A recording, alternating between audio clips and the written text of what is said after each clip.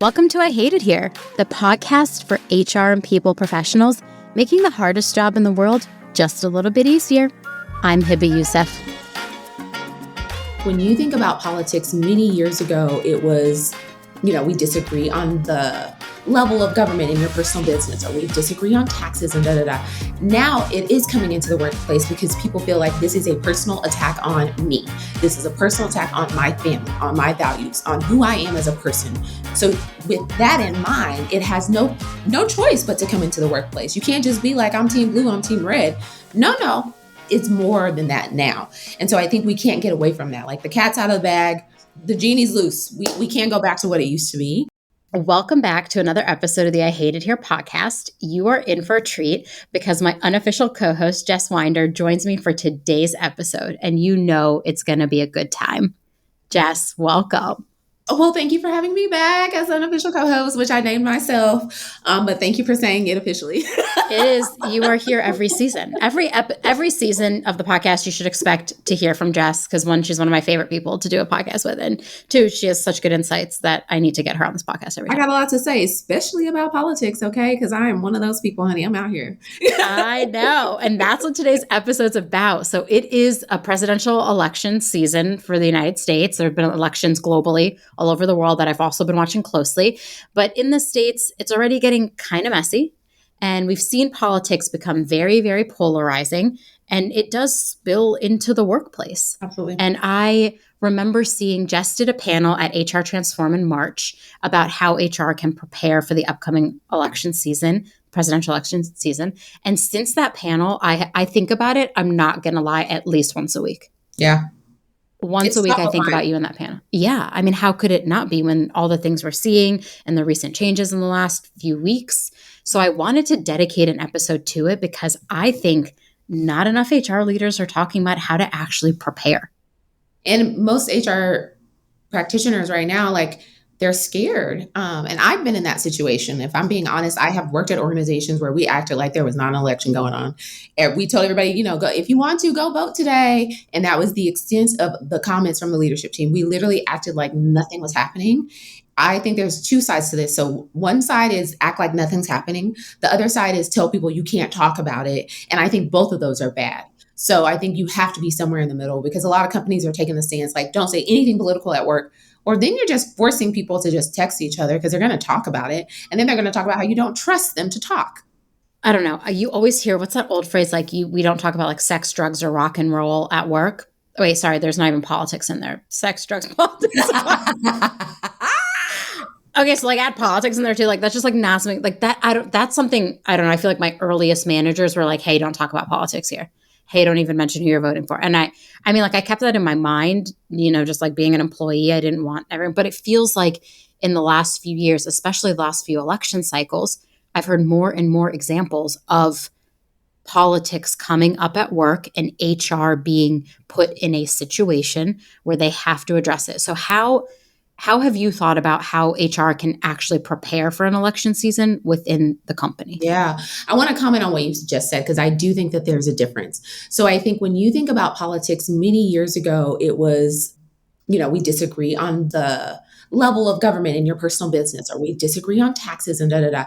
Now it is coming into the workplace because people feel like this is a personal attack on me. This is a personal attack on my family, on my values, on who I am as a person. Do you believe that I am a human being? To some people, that is what they believe. Does the opposite person see me as a human? So with that in mind, it has no choice but to come into the workplace. You can't just be like, I'm team blue, I'm team red. No, it's more than that now. And so I think we can't get away from that. The cat's out of the bag, the genie's loose. We can't go back to what it used to be. And so that's one point of how it has gotten into the workplace. And two, I do feel like most of the time, the leadership team is just ill prepared because they don't like conflict. They don't want to have difficult conversations. And so what is politics if not those two things? If not confrontational? And most people don't want to have those conversations. But another thing we have to acknowledge is that most people now are intertwined in their social media. And so people are seeing things outside of work that they would not normally see. Yeah, we've seen a lot of political commentary on LinkedIn these days. Even this year, I feel like more than any other year, I'm seeing so much more political commentary on LinkedIn. Yeah. It's fascinating. I mean, listen, I have like very strong political feelings. I'm Absolutely. not going to tell them on this podcast. It's no one's business, honestly, but my own and who I show up to vote for in the ballot box. But I will say, I think one of the hardest challenges in being an HR leader is I don't feel like we can be as vocal as we want to be about politics, because ultimately my job is to make sure everyone in my workplace feels like safe, that it is Yeah. a safe environment for them to have opposite thoughts than anyone else. And I think your HR leader showing up and kind of screaming, here's who I'm voting for and here's why, like, I just think it's like kind of complicated. Yeah. It's very complicated. And I've dealt with that. So when the Dobbs decision came out, I was out in the streets protesting. Me and my husband, to be at the time, he was my fiance, and I put a picture of that on my LinkedIn, and I said something about like, like I will fight for my own rights, or I want women to have rights over their bodies. Mhm. Obviously that gives you insight into my political beliefs. So the next day, this was over a weekend, on that Monday, my CEO was like, hey, so I got a lot of messages about that. Now, mind you, at the time I was living and working in Texas. So there were absolutely people that believed differently than I did and had a lot of thoughts about it. So looking back, if I had it to do over, I don't know that I would have put that on LinkedIn, if I have to be honest. I think I would have kept it for Instagram and for like Facebook, but I don't know that I would have put it on LinkedIn, because it did make people feel like they couldn't come to me that had trusted me before, even though like I had not changed, my political beliefs had not changed from when they knew me before, but they definitely felt like I had a bias towards them in some way, which I never showed to them and was not true. But I look back and I absolutely think I gave them kind of a stepping stone to be like, oh, well, she won't listen to me, when that wasn't true. That makes me so sad and so mad. Like, as somebody who's like deeply opinionated, I want to scream from the rooftops when something makes me mad, and I can't. And I think that is one hardship of this role that I think a lot of people don't think about, is that like everything we do as HR leaders ultimately is on display for people and could make them feel unsafe if they had opposite thoughts than you. That one is a hard one, because to your point, like I have been to many protests. I donate money. Same. I am that person that I'm showing up, I'm out in the street. But as an HR leader, I understand, and I have people in my life that have very different beliefs than I do about politics, but they know me. You know what I mean? Like it's people that are in like friends and personal life. And so we can have honest conversations, whereas sometimes I can't do that with employees, but I also want them to feel like they can trust me and I'm not like out to get you if you support somebody that I don't support. So that one is very hard. And I think as an HR person, like I said, that was one that I'm like, if I had to do it over, I don't think that I would have posted that photo. Okay, what are some other challenges we face like as HR, Yeah. especially during election season? I think one big one during election season is like, we get into the whole freedom of speech thing. And I talked about this at Transform. Like freedom of speech does not mean freedom from consequences. And so, like I just talked about, when people have social media and you can see your coworkers' social media, or you can see your leadership social media. I've had this happen 2 separate times. I'll tell you 2 separate stories. One was a candidate that we had sent him an offer. We rescinded the offer because someone found his Twitter and he had homophobic, racist, sexist, like you name it. He said all the words that he could think of. And we were like, hell no, we don't want him to work here. And we told him why. We said, hey, we did not go searching for it. Someone sent this to us, and now we cannot unsee what we saw. And this does not coincide with our ethics and core values. He was absolutely upset. He tried to sue us. He didn't win. Like he got mad. That's fine. We'll see you in court because this ain't gonna work. So that's one. And then the second one was a current employee that had been there for many years that was saying some very racist things about the border. Like I said, at the time I was in Texas, and same situation. We were like, this does not stand with us. And so we terminated his employment as well. So those are very hard things, because I am not that type of HR person that's going for your social media and looking at everything. In fact, I actively block people. If we work together, you will be blocked. Okay. Like I don't want You no will part see of it. none of You will my see stuff. nothing. I'm not coming in. I'm not looking at your stuff. But when people send me things, I cannot unsee those things, especially like if you have some political beliefs and you're just posting campaign stuff, all that stuff, That's nobody's business. Do whatever you want. But when it goes into like racism, sexism, like you're saying things that are derogatory or death threats and stuff like that, then just because your candidate can say stuff like that doesn't mean that you can. And I think that's where people get it messed up because some of these candidates say stuff that would get you fired from your job. Let's be clear. Yeah. Yeah. So keep that in mind. I think I learned my hardest lesson on social media when I let my coworkers follow me. This I Yeah, don't baby, to be I'll very go block them clear. all. To be Wow. very clear, none of my current coworkers are allowed to follow my private Instagram. That is my private Insta that is shared with my friends and family, my high school friends, all that, college friends. It's none of my current coworkers. I learned a hard lesson because a few years ago I was not that stringent with it. And I decided to post something that I did not think was offensive, and until this day do not believe it was offensive, about something that was happening. That's all I'm going to say. Yeah. And a coworker decided to message me and tell me that my Instagram post made them feel uncomfortable. And then they proceeded to bully me over a series of messages. And I was very kind and very courteous in the messages, which, like, honestly, I look back and I should not have been as kind as I was. But I truthfully was like, it just like put me in a really bad spot mentally, honestly.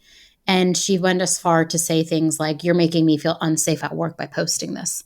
And I was be like, you are following my private social media. Yeah. I posted nothing of the sort to make you feel unsafe. You know me. Do you think I'd be posting anything? Maybe? No. She just did not like where I stood on a certain issue. Yes. And I said, when you come into my private space and you tell me that something I'm doing is making you uncomfortable, that to me is just like a wild amount of privilege. Yes, There's a lot of privilege in the comments she was making. Statement. She was trying to scare me to take things down. I really did not appreciate the behavior. And I learned my lesson. And now none of my current coworkers follow me. In fact, my direct report asks me every year for her birthday if she can get the Instagram follow this year. So that's an HR pro tip, okay?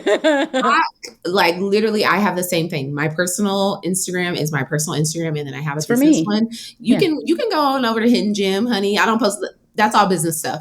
But my personal one, no, we're not doing that. So that's a really hard one, is the personal lines and then bringing that into the workplace. Now, I have heard of an organization, and right now I'm blanking on the organization, but they set up different Slack channels for people to talk about politics if they wanted to.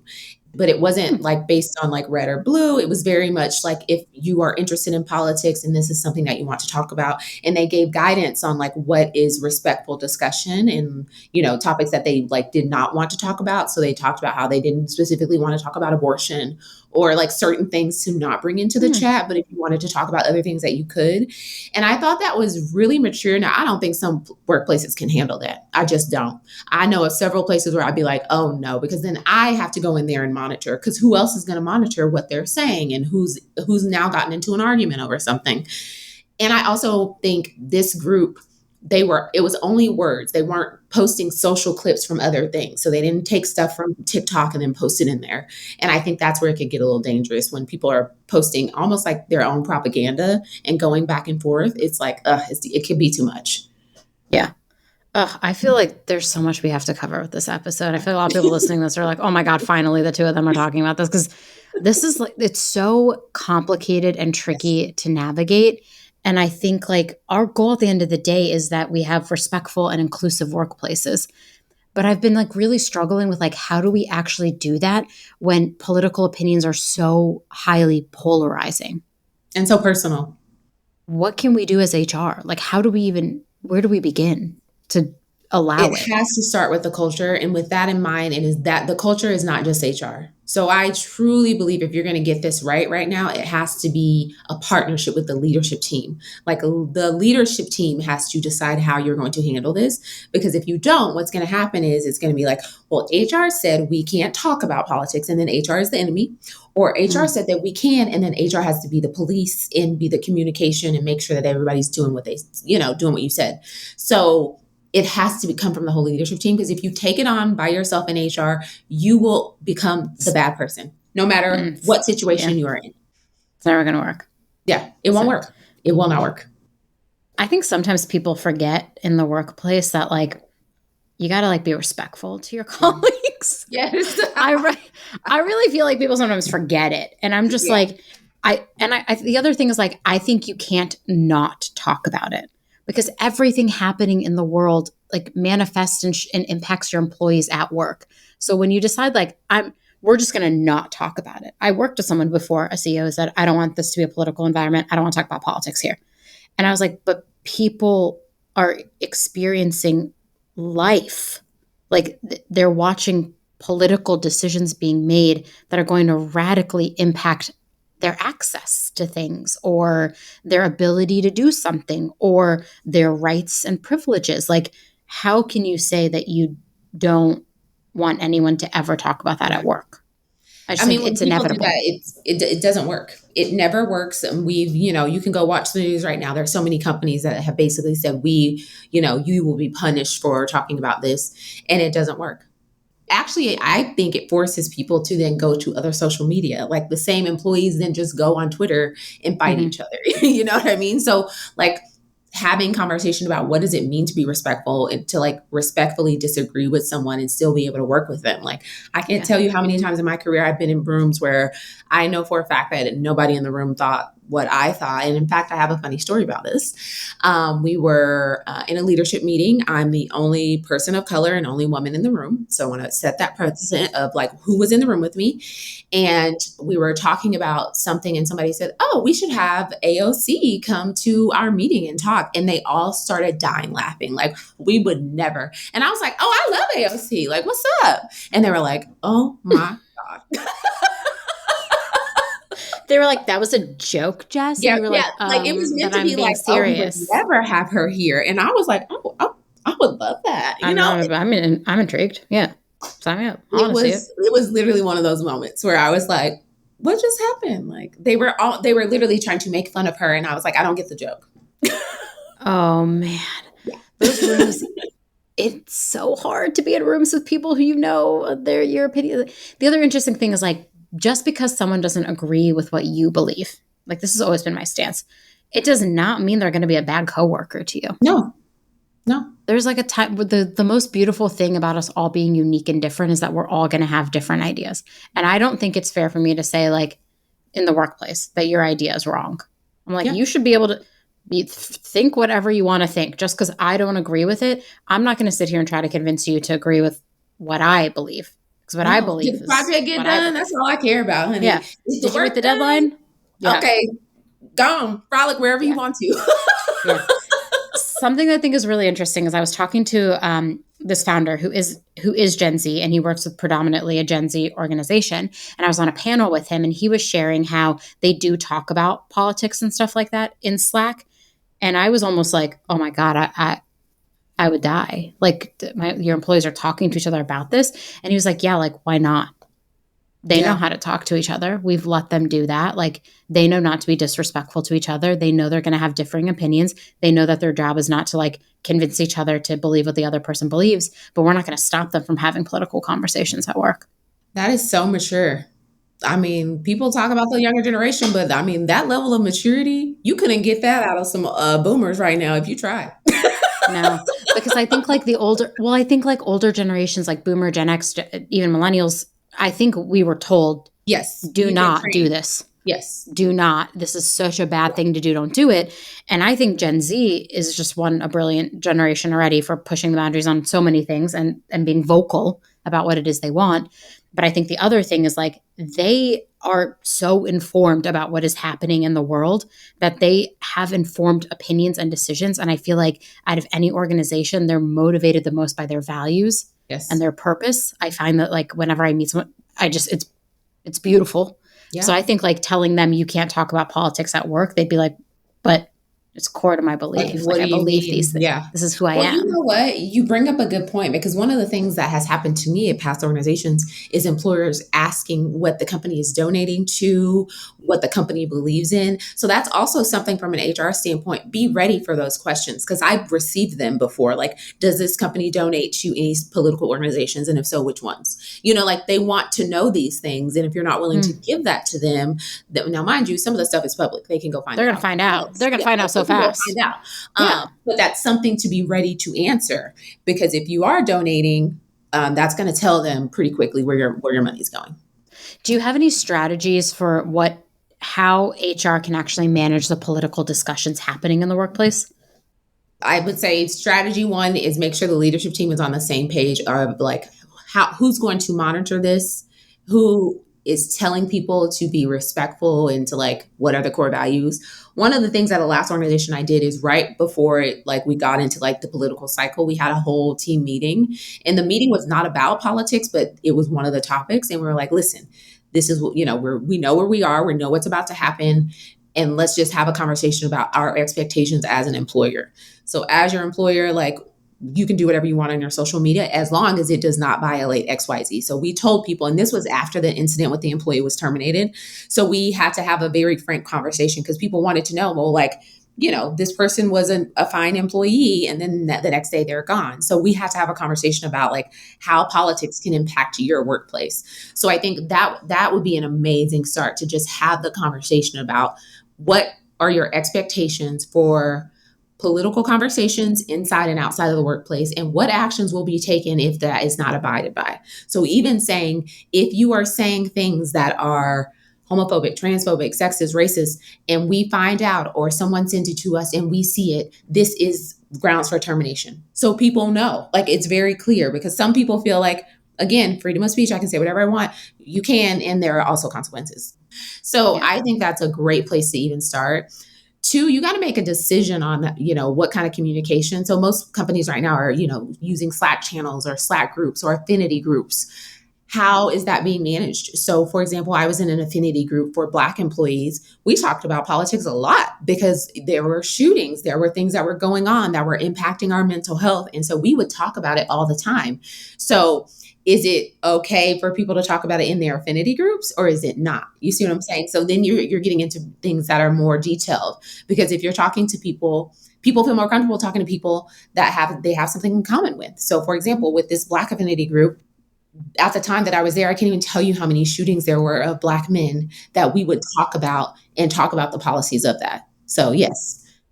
If you don't have a policy and then somebody acts out or somebody does something and you're not consistent with how you handle that, that is just inequity at its core.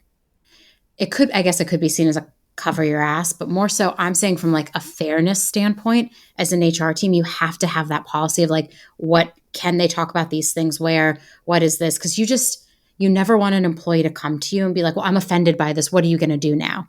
And you have to be like, oh, okay, well, fire drill, let me go figure out what policy, because the second you do that, then you have to stick to that policy and it has to be equitable. Otherwise you open yourself up for like more risk. So I just think like starting with a policy too, and just working with your leadership team so they understand exactly what the policy is so important. And it makes me think, you said leadership team. You saw that sticker mule disaster, right?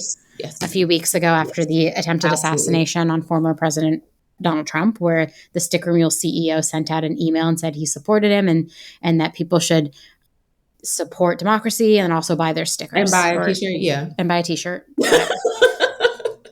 And that person's the CEO, founder of their company. You know what? You do you. You're allowed to do that. Mm-hmm. But the last thing you want is someone on your leadership team going rogue and doing something like that could impact your business. Yes. And also your employees. Because what that message potentially said to one of your employees is, if you don't believe this, you don't belong here. And he did. That's what that said. He did put a line in there that said, we have employees here that support Trump. We have employees here that support Biden. However, whatever, just buy a t-shirt. I just think if you are working with your leadership team, making it clear to them that those types of statements, while they may deeply believe that, as leaders, they have power that not anyone else has. And what they do, employees are going to look at and think, do I behave like that? And will I belong here? And so I just think like being very careful with your leaders as well about the things that they are saying, because they can quickly alienate somebody who doesn't feel the same way. Absolutely. And one final thing I want to say about this is also have a plan of action of what are you going to do on the day of the election and after the election, because no matter what, someone is going to be happy and someone is going to be sad. And so how are you going to address that? Are you providing mental health services? At my last company, we literally, the day before the election, we said, hey, everybody get out, vote, do your civic duty if you so choose. And also, no matter what happens, we will have mental health resources available for you. Because like I said, no matter what happens with the election, someone is going to be upset. So do you have a plan when that happens? Like, are people allowed to take the day off? So my last organization, we did tell people, if you want to be off the day after the election, or whatever you need to do for your mental health to be well, you can do that. Oh, that's so nice. Yeah. I actually might try to do that at my current company, 'cause I feel like it's very nice. It's similar to like the Supreme Court decisions being passed. So I remember when Roe v. Wade was overturned, and I was in a leadership meeting, and it was just so surreal for me. I was like, oh my God, like we're in this leadership meeting, and like this just happened. And I've been hearing it from like a few friends that I think something's going on, like, like a bunch of, and then all of a sudden I got like 80 texts in a row, and like the group text was popping off. People were sharing like what was happening. And I remember sitting in that leadership meeting being like, oh my God, some people are going to be so happy and some people are going to be so sad. And in that leadership meeting, I had to pause and I said, hey, I need to interrupt real quick. Like, I just want you all to be aware of this thing that just happened. It's very impactful to like our history and our government and our people. I just want to be very clear. Some people are going to be very excited about this, and some people are going to be distraught. Yes. And you have to create the space for both people to feel the same, even though you might not agree with how they feel, because our feelings are the end of the day. I care the most about everyone making sure that they have the space to feel what they want to feel. Yeah. I have to tell you this funny story. So after the last election, the executive assistant who, honey, was very out there with her politics and very proud of them, she's very excited. And so she decided she was going to bring in some cupcakes, honey. She was trying to celebrate. She had candles. She had sparklers. We were like, I literally was like on the low. I was like, girl, you better go. And then as an HR though, I'm like, you need to stop. I'll take a cupcake, but also please get rid of these cupcakes right now. The blue one, girl. She had her patriotic cupcake. She was ready. But I was like, we can't do this. We can't do this. Cut. Oh my God. I literally would be like, can I get a cupcake? Is it gluten free? I gotta go. Yeah, like, I'm gonna get a blue one. Is it chocolate? Chocolate vanilla flavors we're talking. Also, can you please not do this again? Because you could not bring your cupcakes in here. Don't put that stuff in your car, girl. She has streamers. She was ready. Wow. I was like, no, some people are really sad today. This is not a celebration day. Like, you got to do this at home with your people. Yeah. Why would you? I'm shook. But did you? I'm sorry. The woman was too stunned to speak. I am too stunned to speak. Cupcakes? Honey. She came in and said, I got cupcakes for you all? Mm-hmm, mm-hmm. Yes. Yeah, I don't. That's not for me. Just don't be ready. Okay, so you're going to have some people that want to celebrate and some people that are distraught. Yeah, and I think it's tough too. Because like, you don't want to be asking people like, hey, how'd you feel about that SCOTUS decision? Like, you're going to be asking people that. Yeah. I mean, honestly, though, if I'm being honest, even the day off, like we had people that took the day off, which were obviously people that were upset by it. So then that kind of identifies who those people are. So even that kind of can get a little tricky. Yeah, you're right. Yeah.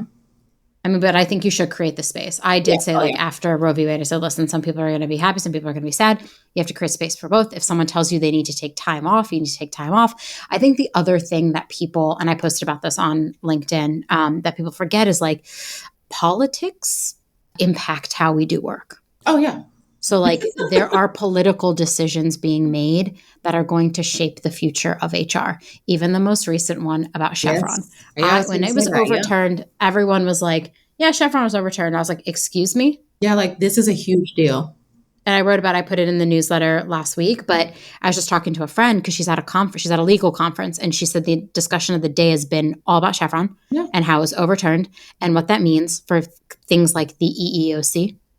What was the other one? Oh God, what was wrong? All of the Department of Labor. Yeah. She was telling me that people were popping off asking so many questions. Yeah. And I was like, the National Labor Relationships Board, the FTC, which just overturned non-competes. So now all of that impacts work. And so I think the really hard thing is for HR people, and maybe for people listening, if you don't agree with me, I'm so sorry. You have to be aware of what is happening in our political realm, not because you care about it. By all means, I care about it, so I pay attention, but because it's going to impact work. And you will get questioned. So after that Chevron decision, I got questions from people that were like, what does this, how does this impact us? And I'm like, well, I'm still trying to get information. I will let you know as soon as I can. Like, but you have to be in the know. Like, you have to know what's going on. And also you have to think about the different states, and like states are passing different things that Pay mean very different transparency too. things. Yeah. I mean, if even, we talked about Roe, like even the way that that's impacting healthcare and like how that impacts your employees and where they are. So these are discussions that are going to be, it's going to happen. You have to be ready.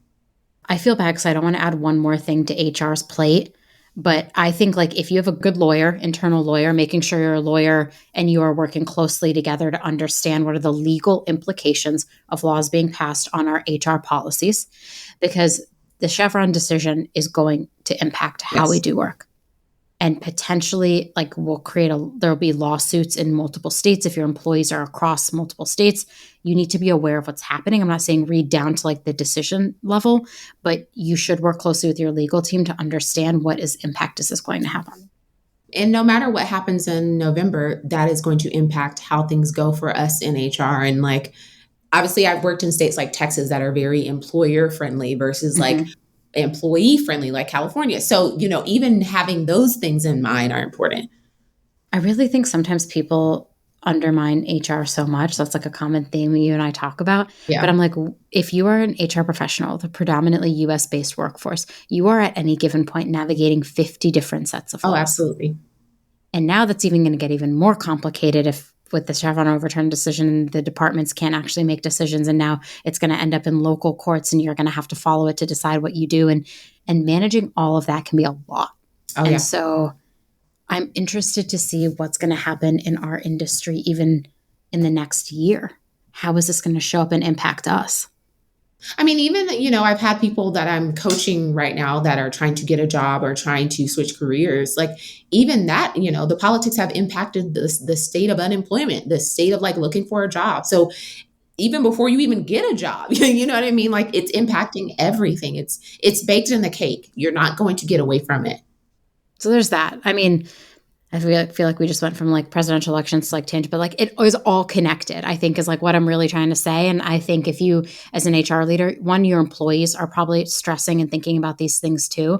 But if you, as an HR person, are also stressing and thinking about these things, like I just encourage you to go find your community and your people who can help you because it's never going to be easy, in my opinion. No, you need community in this situation for sure, without a doubt. You need a sense of community because if not, you will feel very lonely. And like I said, if you take this on by yourself, you will be alone and you will have to do it by yourself. Yeah. Oh, it's tough. Okay. Let's go to a happier topic. Who are you voting for? Just kidding. I said we're not doing that on this episode. I tried to trigger you all. Just kidding. Just kidding. I don't know. I really Take went a for it. guess. No, just kidding. I will. That's so messed up.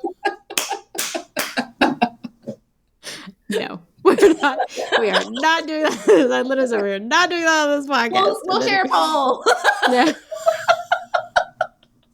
This is an exit poll, actually. You could just hit stop on the episode right now. Well, if you hit stop now, we know that you're not going to vote for this kid. No, just kidding. There's no way to figure that out. That is really funny, though.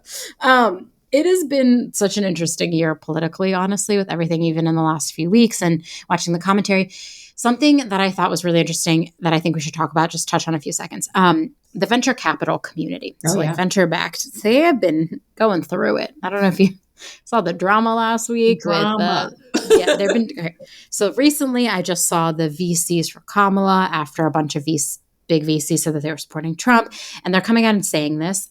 I don't know what letter you would sign, but I do want to know, what do you think about them doing that? Because I had a lot of thoughts. Yeah, I have a lot of thoughts about it. And I think what's happening is we're saying the quiet part out loud because these VCs have been donating to political campaigns. And that's why I said it's very important to understand if your company is going to donate, are they being bipartisan? Are they, what are they doing? Because people are going to bring it up. And how does that coincide with, your ethics or your core values or whatever values you say that you have? Why are you donating to XYZ? So I do think these VCs, one of them started it and the rest of them are like, okay, well, if y'all want to play, we gonna play too, One of them started it. Full transparency. Yeah. I was like, why are you all doing this? Yeah. I mean, I don't think it's good business, but maybe it is. I mean, but they're betting on their person winning, and then it's good business for them to be like, well, remember, I backed you up, and this is why I need this policy. And it's all, or, a tit for tat, really. It made me sad because I was kind of like, could you just keep that to yourself? But honestly, I prefer it to be out loud. Like, let me know who you are so I know, That's because fair. they've That's been, fair. like I said, they've been doing it. They just didn't tell anybody about it, or you had to do your own research. So now I know. But Yeah. I do feel bad for the companies or the people that are employed for some of those organizations that they don't believe the same thing. That's the part that I think I was just like, could you just stay quiet? Because like I feel like alienating people, that's why would you do that? Hmm. And I thought it was really interesting, like just my favorite stat to throw out that last year, less than 5% of funding globally went to women and underrepresented groups. But they got money for politics, honey. Okay. That it's a lot to navigate. And I feel so deeply for like female led startups and people from underrepresented groups who go into trying to build something and raise venture capital and struggle, because you and I have read every report out there about how hard it is for those groups, only to turn around in a very tumultuous election season to have them openly support either candidate. I just think was like, Yeah. why are you It's doing crazy this? sick amount of money. Okay. So I yeah, know. we're not even talking little bank, but like money that could help so many people start businesses. Yep. Yeah, that also just made me sad. I don't want to talk about this anymore. Could we pick a different topic? Yeah. I'm like, Our next episode, we need to talk about something more fun, because this has been rough. But like but it's people needed. listening, there, yeah, and we're all Yeah. dealing with it. Honestly, like I always tell people, it's okay if you don't know the right thing to Yes. say. But what's not okay is that you just don't say anything. Like you should really think about what it is you are doing with this upcoming political season and how you are supporting your employees. Even just asking ChatGPT, what's one thing I can tell my employees about this upcoming election season to help them feel like they're supported and they can be taken care of. I think the other pieces, like we talked about leaders and companies and these big venture capitalist guys, but managers. Yes. Yeah. Making sure that they're ready to have conversations. And even, the most basic conversation is around voting. Like, are you letting people off work? Depending on where they are. Obviously, like most of the people that I have been working with, obviously in a startup tech world, are salaried employees. So it's a really different thing than, somebody that is hourly. So that's even something to think about. At my last two organizations, when we had elections, we basically told everyone, do whatever you need to do that day. Where I was particularly at one point was in Houston, and the lines were literally 3 hours long. So we let people know, like, if you don't come back for the rest of the day, like it's fine, like do whatever you need to do. So we made it a very fluid, please go vote early. Like we like sent out polling information about like where people could go vote Wow. that was like close to the office if they wanted to, or like, Yeah. so we made it we did a big push, and this was the HR team, it was my team. We did a push to like tell people where they could go vote. Obviously, we did not get any information on candidates or anything like that, but like we gave a lot of information on voting if you wanted to, what you could do, what to expect. Like I said, at the time I was in Houston, it was hot as hell. You know what I mean? Like the Yeah. lines are like 3 hours long. So like what to expect. We even like gave a guidance on what to bring with you, like just trying to be helpful in the voting process and to encourage people to go vote. I love that. Yeah. Even telling people to put on Slack or like their away icon, like I'm out voting. Like Yes. I love that. I Yep. actually think I'm going to draft our comms around voting and drop them into Slack soon, because I think it's important to encourage people to be a part of something and to not feel like their job is discouraging them or holding them No. back from it. That's the We last thing even you had want. people like post their photos of the sticker, because obviously the sticker is a big Cute. part. So Stickers a we big were like, part. I want my vote, stickers. post your sticker if you want to. It's on you if We're you want we to. are the Lisa Frank generation, Jess. Like we are Yeah. sticker kids, to be Okay. clear. So we want our sticker. But My even gold like I star. said, even putting together like a little kit of what you should bring when you vote, bring some water, bring a fan, bring, you know what I mean? Like I said, I was in the heat in Texas. So we tried to make it as fun as we could, but definitely encouraging people to go vote. I even think like telling them how to find their polling location too Yes. is very helpful, because people are Yes. like, I don't know where that is. Yeah. I actually don't know where my new polling location is, so I will find out. Okay. Anything left on your mind about presidential election season? What HR people should be considering? any of that stuff. I feel like we've touched on quite a bit today. I think we touched on it all. The last thing I would say is that you're allowed to have your own beliefs. I feel very strongly in my convictions and they will not be swayed. I will continue to protest. I will continue to do the things that I've been doing and I will talk about it with my family and friends. And that is part of who I am. And I know that that's not everyone's thing and that's okay too. So just know that you are also allowed to have your own views.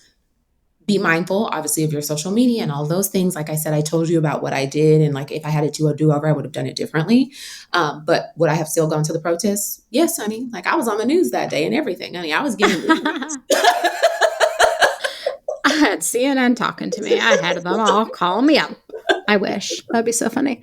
I love that. I mean, this job, I talk about this a lot. You and I talk about I'm a broken record. This job is truly one of the hardest. It really is. And I also have very strong political beliefs, very strong convictions, the issues that I care deeply about, that I've cared about since I was a young woman, like things that I want to happen in this world to make it a better place.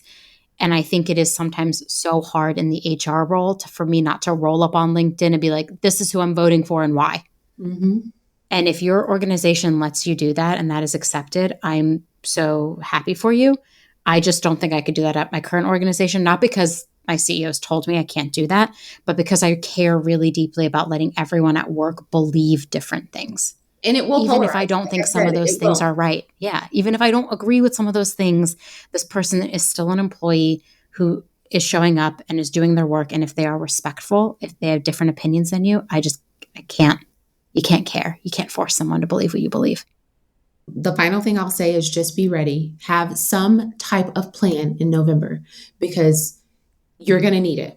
No matter what happens, no matter who wins, no matter what happens. And obviously, like we're in, what do they call it? The October surprise in elections. And like, things are going to continue to happen. But if you do nothing else, you need to have a plan for election day. And I think that whole week, like you need to have a plan of action of like how you're going to handle employees because there will be emotions. There will be upset. Eventually there will be some type of disagreement that you also need to address. So be ready. Yeah. Well, I think we gave them really good advice on the end and we had some fun in the middle. So, for anyone listening, we delivered a more somber Hebba and Jessica this time. I can be serious. Okay, catch me in the street. I can be serious. My sign. Yeah, sometimes we're funny. Sometimes we're not. Sometimes we're having a good time. I don't know. You got to laugh through. This stuff is so serious sometimes that I'm like, I got to be able to laugh through the pain. No, you have to. Literally, you absolutely have to like have those moments of like, I'm just going to laugh about this because if not, it'll take over you. So take care of yourself. That's what I'd say. Take care of yourself and remind yourself like, if you're getting upset about something, it's okay. It means you care. Yeah, passion. But like it is, sometimes we have to put aside how we feel about something to design something that is good for everybody who's experiencing it. Yes. Which sucks because I want to make it all about me, Jess. Yeah. I can't. That's why I have this podcast. It's all about me. Actually, we're going to pivot. We're not going to talk about HR anymore. We're just going to talk about me. Okay. I'm kidding. What's up with your fly hair? Yeah, exactly. If you're listening to the podcast and you're not watching the video, Hebba got some new hair and it's cute. I got some new hair. It is a look. Okay. I really went for it. I was really happy this week. Now I'm on one today. I just want to have a good time with you, Jess. This is always so fun. Yeah. Okay. Everyone knows everyone's on LinkedIn. I used to ask people to be like, how can people find you? And I'm like, everyone's on LinkedIn. LinkedIn. Just find me. Or find your personal Insta and try to request it. Yeah, I mean, if you want to, you can find that too. You will be mine. I still think it's funny. My direct report every year on her birthday says, is this the year I'm going to get to follow you? And I'm like, you will never follow me unless we are no longer colleagues. That is when you will follow me. That is my parting gift. Goodbye. In your exit interview, here you go. The follow. Approve. I love it. Oh my God. What a good time, Jess. Thank you so much for joining me today. Of course. This was amazing. My co-host, my unofficial co-host. You're the best. Thanks for tuning in. Keep up with all the latest HR resources by subscribing on Apple, Spotify, Google, or wherever you listen. And if you love I Hate It Here, tell an HR friend. I'll see you next time.